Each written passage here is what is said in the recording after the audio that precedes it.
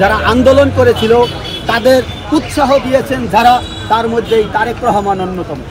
তিনি স্বৈরাচার বিরোধী আন্দোলনে তিনি গণতন্ত্রের কথা বলতে গিয়ে, ভোটের অধিকারের কথা বলতে গিয়ে, সাম্য মানবিক মর্যাদা এবং দেশের সুশাসন প্রতিষ্ঠার কথা বলতে গিয়ে তিনি গুম হয়েছেন, তিনি মামলা খেয়েছেন, রিমান্ডের শিকার হয়েছেন। এমন একজন বিপ্লবী আজকে বৈষম্য বিরোধী আন্দোলন করেও আজকে তিনি এই নিবন্ধনের জন্য আজকে এখানে আমরণ অনশন করছেন। আমরা আজকে বৈষম্যের শিকার, তাই আমরা লজ্জিত। একটা বিপ্লবী সরকার ক্ষমতায়, সেই বিপ্লবীরাই আজকে অধিকার থেকে বঞ্চিত। আমার মনে হচ্ছে বাংলাদেশের প্রত্যেকটা সরকারি, প্রত্যেকটা মন্ত্রণালয়ে আজকে সেই ভারতের দালালরাই বসে আছে। এই আন্দোলনে তারেক ভাই ছিলেন সম্মুখ সারির একজন যোদ্ধা। তো সেই সম্মুখ সারির একজন যোদ্ধাকে সেই আন্দোলনের তারেক ভাইরা আন্দোলন করেছিলেন বিলেই তো বর্তমান সরকার ক্ষমতায় আসছে। কারণ হয়তো এই বর্তমান সরকার ক্ষমতায় আসার কোনো সুযোগ ছিল না, বর্তমানে সিইসিরও এখানে আসার কোনো সুযোগ ছিল না। তাহলে এই আমাদের একজন 24-এর যোদ্ধা তার রাজনৈতিক দলের নিবন্ধন করতে তাকে অনশন কেন করতে হবে? আমরা দেখেছি জাতীয় লীগ নামে একটা পার্টি, বাথরুমের ওয়াশরুমের করিডোরে তার অফিস, সেও নিবন্ধন পাইছে। সে কিসের বলে নিবন্ধন পাইছে? কর্নেল রফিক নাকি ব্রিগেডিয়ার রফিক ডেস্টিনির জনগণের হাজার হাজার কোটি টাকা খেয়ে 12 বছর জেল খেটে বেড়েছে।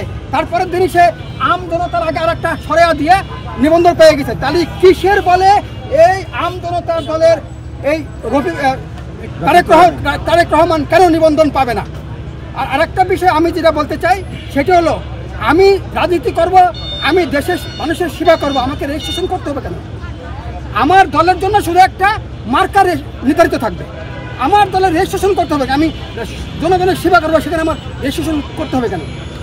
আমি এটার তীব্র প্রতিবাদ জানাই এবং আমি সিইসির অফিসের যারা দায়িত্বরত কর্মকর্তা অফিসাররা আছেন তাদেরকে আমি অনুরোধ করব, আজকে রোববার আছে, আজকে রোববারের মধ্যেই আম জনতার পার্টির নিবন্ধন দিয়ে আপনি একজন দেশের একজন প্রকৃত জয়সা, প্রকৃত দেশপ্রেমিক, প্রকৃত সমাজসেবক তারেক রহমানের জীবন নাশের থেকে আপনারা রক্ষা করেন।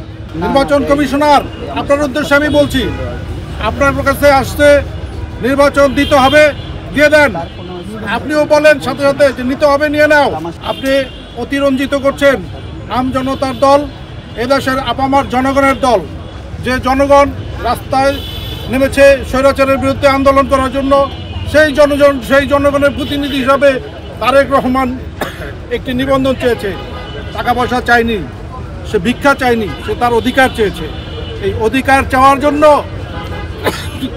শত শত ঘন্টা তাকে আমরণ অনশন করতে হবে। এটা একটা হাস্যকর বিষয় হয়ে দাঁড়িয়েছে। নির্বাচন কমিশনার, আপনি বিবৃতি দেন, কেন তাকে নিবন্ধন দেওয়া হচ্ছে না? কেন? কি অপরাধ? আপনি জাতির উদ্দেশ্যে বিবৃতি দেন, জাতিকে অবগত করেন, জনগণকে অন্ধকারে রাখবেন না। জনগণ জানতে চায় কেন তারেক রহমান নিবন্ধন পাবে না, তার অপরাধ কোথায়? সে দরিদ্র জনগণের সেবা করার জন্য, দরিদ্র জনগণের কথা বলার জন্য সে আন্দোলন করেছে। তার অপরাধ কোথায়? তার আন্দোলনের কারণে আমরা যে দেশে বসবাস করেছিলাম সে দেশ আমাদের কাছ থেকে ভারত নিয়ে গিয়েছিল। সে ভারতের হাত থেকে দেশকে রক্ষা করেছে, তার ভাগ সে বুঝে নিয়েছে। আমাদের অংশ আমরা বুঝে নেওয়ার জন্য এখন নির্বাচন কমিশনের সামনে কেন আমাদের আসতে হবে? আপনি জবাব দেন, জাতির উদ্দেশ্যে ভাষণ দেন। আপনাকে সবিনয় অনুরোধ করছি, আপনি আর মানুষকে হয়রানি করেন না।